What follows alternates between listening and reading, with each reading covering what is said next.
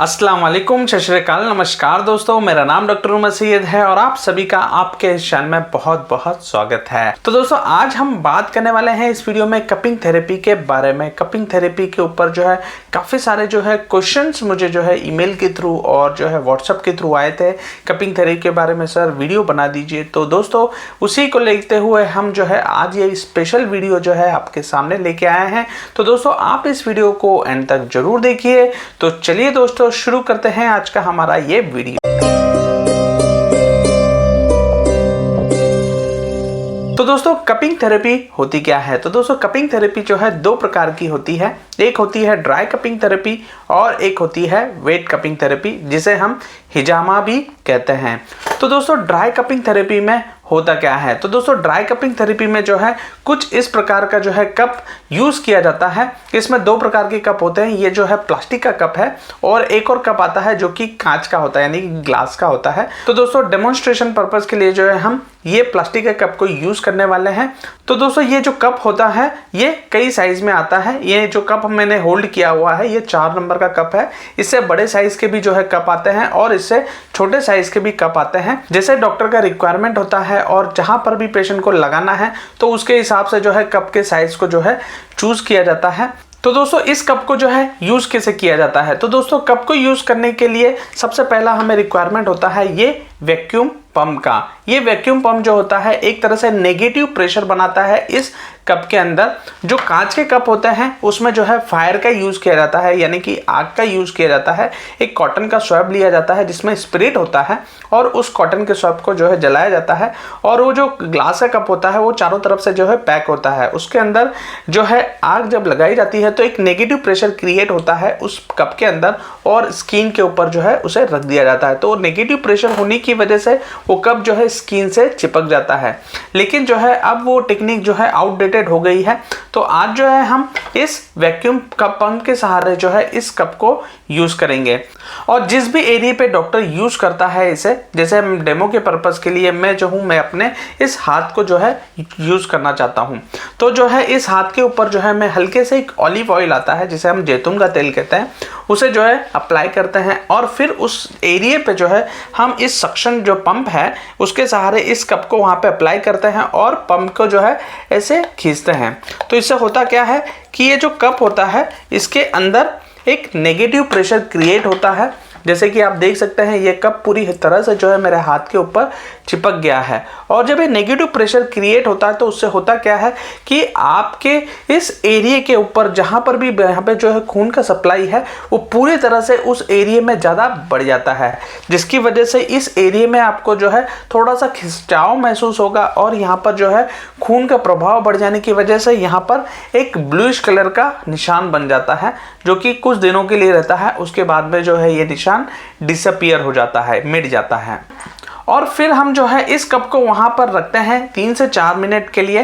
3 से 4 मिनट रहने के बाद में जो है हम इस कप को जो है वहाँ से निकाल देते हैं। निकाल देने के बाद जो है आप इस फोटो में देख सकते हैं यहाँ पे कुछ जो है एक हल्का सा निशान बन जाता है। ये निशान जो है कुछ इस तरह का दिखाई देगा आपको, क्योंकि वहाँ पर जो है सर्कुलेशन बढ़ जाने की वजह से यहाँ पर जो है देख सकते हैं यहाँ पे ब्लूइश कलर का जो निशान है ये कुछ दिनों के लिए रहता है और फिर ये ख़त्म हो जाता है। तो इस तरीके से जो है ये कपिंग थेरेपी जो है यूज़ की जाती है। ये जो है ड्राई कपिंग थेरेपी है। तो दोस्तों वेट कपिंग थेरेपी कैसे की जाती है? वेट कपिंग थेरेपी के लिए जो है इसी तरह का प्लास्टिक कप जो है यूज़ किया जाता है और ये कप को जो है जहाँ पर भी पेशेंट को तकलीफ़ है वहाँ पर इसे जो है लगाया जाता है। वैक्यूम जो है वैक्यूम पंप के सहारे जो है इसको स्किन के ऊपर लगाया जाता है। जैसे कि मैंने आपको बताया ये कप जो है मेरे हैंड के ऊपर लग जाता है और फिर इसे जो है 3 से 4 मिनट वहीं पे रखा जाता है और उसके बाद में जो है इस कप को जो है निकाला जाता है और जो एरिया ब्लूइश हो गया है वहाँ पर डिस्कलरेशन स्टार्ट हो गया है वहाँ पर जो है हल्के हल्के से जो है कट्स दिए जाते हैं, स्मॉल इंसिजन जिसे हम कहते हैं। ये सर्जिकल ब्लेड के सहारे दिए जाते हैं और फिर से जो है इसी कप को उसी जगह पे वैक्यूम पंप के सहारे फिर से लगा दिया जाता है और फिर इसे जो है 10 मिनट तक जो है 10 से 15 मिनट का ड्यूरेशन होता है वहाँ पर रखा जाता है, ताकि जो है वहाँ पर जो भी इम्प्योर ब्लड है, जो भी स्टैग्नेटेड ब्लड है, जो भी खराब खून है, टॉक्सिन वाला खून है, वो सक कर लिया जाता है। ये जो है जब हिजामा किया जाता है तो कुछ इस तरह से जो है आपको फोटो में दिख रहा होगा, कुछ इस तरह से जो है ये दिखाई देता है। तो दोस्तों इसी थेरेपी को जो है हम हिजामा या वेट कपिंग थेरेपी कहते हैं। तो दोस्तों जो ये हिजामा थेरेपी है, जिसे हम वेट कपिंग थेरेपी भी कहते हैं, इसे जो है काफ़ी सारी कंट्री में यूज़ किया जाता था पहले और अब भी यूज़ किया जाता है, जैसे कि चाइना, इजिप्ट, मिडल ईस्ट के काफ़ी सारी कंट्री। और इसका जो हवाला मैं अगर आपको दूं तो जो है इसे हदीसों में मेंशन है, और जो प्रॉफिट हैं मोहम्मद पीस बी अपॉन हिम, उन्होंने जो है अपने ऊपर जो है इसे यूज़ किया है। और उनके जो कंपेनियन है, जो बीमार थे या जो है मक्का मदीना में जो लोग रहते थे, उनके ऊपर भी जो है इसको काफ़ी अच्छी तरीके से और काफ़ी कारगर तरीके से जो है यूज़ किया गया है, जिसका रेफरेंस जो है आपको जो है हदीसों में मिल जाएगा। और जो है ये यूनानी मेडिसिन में यूज़ होने वाली एक थेरेपी है, जिसको काफ़ी जो यूनानी मेडिसिन जो प्रैक्टिशनर होते हैं वो अपने क्लिनिक में जो है इसे वाइडली यूज़ करते हैं। तो दोस्तों हिजामा थेरेपी के बेनिफिट क्या क्या होते हैं? तो दोस्तों हिजामा थेरेपी से सबसे पहला तो जो एरिया अफेक्टेड है आपके बॉडी का, वहाँ पर हिजामा थेरेपी करने से तो उस एरिया में जो होता है ब्लड सर्कुलेशन जो है बढ़ जाता है। दूसरा, वहाँ पर जो है जो भी टॉक्सिन कलेक्टेड होते हैं हिजामा थेरेपी से, वो पूरे टॉक्सिन जो है वो ब्लड से जो है बाहर आ जाते हैं। इसमें तीसरा बेनिफिट है वो है ये जो है इन्फ्लामेशन को काफ़ी अच्छी तरीके से जो है कंट्रोल करता है। वहाँ पर जो इन्फ्लामेशन के जो भी केमिकल जनरेट हो रहे होते हैं उसको जो है ये कंट्रोल में करता है, जिसकी वजह से पेशेंट का जो पेन होता है वो काफ़ी हद तक जो है कंट्रोल में हो जाता है।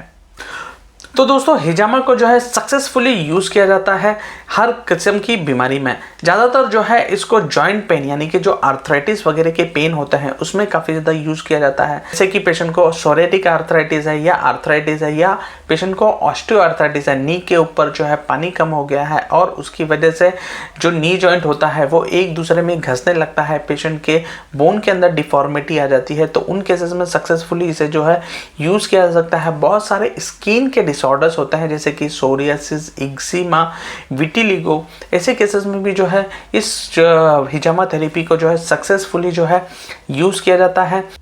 और अगर पेशेंट को स्पाइन की कोई प्रॉब्लम है जैसे कि सर्वाइकल स्पॉन्डिलोसिस है या फिर जो है पेशेंट को लंबा स्पॉन्डिलोसिस है, तो उन केसेस में भी जो है इसे सक्सेसफुली पेशेंट के अंदर यूज़ किया जा सकता है। हिजामा थेरेपी करने के लिए शरीर के ऊपर कुछ पॉइंट्स होते हैं, जैसे एक्यूप्रेशर और एक्यूपंक्चर जो थेरेपी होती है उसके कुछ पॉइंट्स होते हैं हमारे शरीर के अंदर, वैसे ही जो है हिजामा थेरेपी करने के लिए भी जो है हमारे शरीर के ऊपर कुछ पॉइंट डिसाइडेड है। ये पॉइंट जो होते हैं हर बीमारी के लिए अलग अलग हो सकते हैं, जैसे कि पेशेंट को सर्वाइकल स्पॉन्डिलाइटिस की अगर बीमारी है तो कुछ पॉइंट जैसे कि आप इस फोटो में देख सकते हैं ये पॉइंट होते हैं। अगर पेशेंट को डिस्मेनोरिया की प्रॉब्लम है तो ये पॉइंट जो होते हैं बेनिफिशियल होते हैं हिजामा थेरेपी करने के लिए। पेशेंट को अगर कोई हार्ट की प्रॉब्लम है तो ये पॉइंट जो है काफ़ी ज़्यादा बेनिफिशियल होते हैं। तो वैसे ही जो है हिजामा थेरेपी के लिए अलग अलग जो है पॉइंट होते हैं। अगर पेशेंट को ठीक होना है तो इन पॉइंट पे जो है हिजामा थेरेपी परफॉर्म की जाती है। हिजामा थेरेपी कौन परफॉर्म करता है? ज़्यादातर जो है इसे यूनानी डॉक्टर जो होते हैं जिनके पास BUMS की डिग्री होती है वो इसे जो है अपने क्लिनिक पे जो है परफॉर्म करते हैं।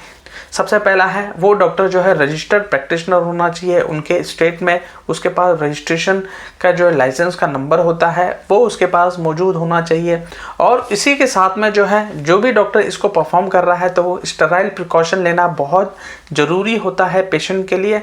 और जब भी कप यूज़ किया जाता है तो वो पूरी तरह से जो है स्टेराइल होना चाहिए, यानी कि इसके ऊपर कोई भी बैक्टीरिया वगैरह मौजूद नहीं होना चाहिए। और पेशेंट को जो है सबसे पहले इसमें फास्टिंग में आना ज़रूरी होता है। 3 से 4 घंटे का फास्टिंग लगता है, भूखा पेट लगता है पेशेंट। और इसके साथ में जो है कुछ एज की क्राइटेरिया भी होती है, जैसे कि अगर पेशेंट की उम्र 10 साल के ऊपर है तभी जो है हिजामा किया जाता है। 70 साल के ऊपर के पेशेंट का हिजामा नहीं किया जा सकता है। अगर पेशेंट को डायबिटीज़ है, ब्लड प्रेशर है, हार्ट की कोई बीमारी है तो उन केसेस में थोड़ा सा ध्यान रखा जाता है कि पेशेंट को जो है कोई तकलीफ ना हो, या फिर जो है ऐसे पेशेंट को जो है जब उनके बॉडी के अंदर सारे पैरामीटर नॉर्मल पे हो जाए तब जो है पेशेंट का जो है हिजामा परफॉर्म किया जा सकता है। और उसी के साथ में जो गर्भवती महिलाएं होती हैं उनका जो है हिजामा नहीं किया जाता है। 10 साल के जो नीचे के बच्चे होते हैं उनका नहीं किया जाता है। अगर कोई पेशेंट जो है ब्लड थिनर मेडिसिन ले रहा है जैसे कि एस्पिरिन या जो है पेशेंट हेपेरिन वगैरह ये कोई दवाई ले रहा है तो ये जो ब्लड को थिन करने वाली दवाइयाँ होती हैं, तो उन केसेस में भी जो है पेशेंट का किया हिजामा को, और वेट कपिंग करने के बाद में जो भी एरिया पे वेट कपिंग की गई है उसको अच्छी तरह से क्लीन किया जाता है। उस पर जो है एंटीसेप्टिक क्रीम यानी कि कोई भी बीटाडीन वगैरह क्रीम या फिर जो है कैलेंडोल क्रीम वगैरह अप्लाई की जाती है और उस एरिया को जो है बैंडेज कर दिया जाता है और पेशेंट को जो है फिर वो तुरंत ही जो है घर पे जा सकता है। लेकिन हिजामा थेरेपी करने के बाद में पेशेंट को कभी कभी जो है थोड़ी सी नींद वगैरह भी आती है बॉडी, तो उस समय हम पेशेंट को कहते हैं कम से कम 2 से 3 घंटा वो एक्टिव रहे। और जो है उस एक्टिव रहने से होगा क्या कि वहाँ पे ब्लड का फ्लो जो है कंटिन्यूस होता रहेगा और हिजामा करने के बाद में जो है वो फैटी फूड्स वगैरह यानी कि जो तले हुए खाने वगैरह होते हैं उसको ना खाएं, चाय कॉफ़ी ना पिएं। तो दोस्तों अब हम आते हैं हिजामा थेरेपी करने के जो है कितनी कॉस्ट होती है। तो नॉर्मली जो है हिजामा थेरेपी करने के लिए जो है पेशेंट को 2 से 3 मरतबा जो है पेशेंट को क्लिनिक में बुलाया जाता है। ये फ्रिक्वेंटली 2-3 दिन में नहीं बुलाया जाता है, लेकिन पेशेंट को 15 दिन या जो है 20 दिन के गैप में वापस से रिपीट करने के लिए बोला जाता है। और एक सेशन में नॉर्मली जो है पेशेंट को 1000 से 1500 रुपए तक का जो है खर्चा जाता है, डिपेंडिंग ऑन कितने कप जो है पेशेंट की बॉडी के ऊपर यूज़ किए जाते हैं। तो अगर हम जो है कप के हिसाब से बात करें तो नॉर्मली जो है 150 से 200 रुपये एक कप के ऊपर एक डॉक्टर को जो है खर्चा आता है। तो लगभग आप पकड़ लीजिए 150 से 200 रुपये के ऊपर जो है अगर जितने भी कप पेशेंट की बॉडी के ऊपर लगाए जा रहे हैं, नॉर्मली जो है 8 से 10 जो है कप लगाए जाते हैं, तो उसके हिसाब से 1500 से 2000 रुपये नॉर्मली एक पेशेंट को एक सेशन में खर्चा आ जाता है। तो दोस्तों ये था एक छोटा सा वीडियो हिजामा थेरेपी यानी कि वेट कपिंग थेरेपी के ऊपर। आप बताइए आपको मेरा वीडियो कैसा लगा, पसंद आया होगा तो प्लीज़ लाइक शेयर कमेंट जरूर करें और मेरे चैनल को जो है सब्सक्राइब करना ना भूलें। और दोस्तों मैं जो हूँ लाइव क्लिनिक में आता हूँ हर सोमवार से गुरुवार 2 बजे लेकर 2:30 बजे के बीच में, तो उस दौरान भी जो है आप मुझसे जुड़ सकते हैं, आपके सवाल मुझसे जो है कर सकते हैं। तो दोस्तों आज के लिए बस इतना ही। थैंक यू सो मच आप सभी का मेरे साथ जुड़ने के लिए। फिर मिलूंगा मैं आपसे ऐसे ही एक नए वीडियो के साथ में, तब तक के लिए दीजिए मुझे इजाज़त। जय हिंद, जय भारत।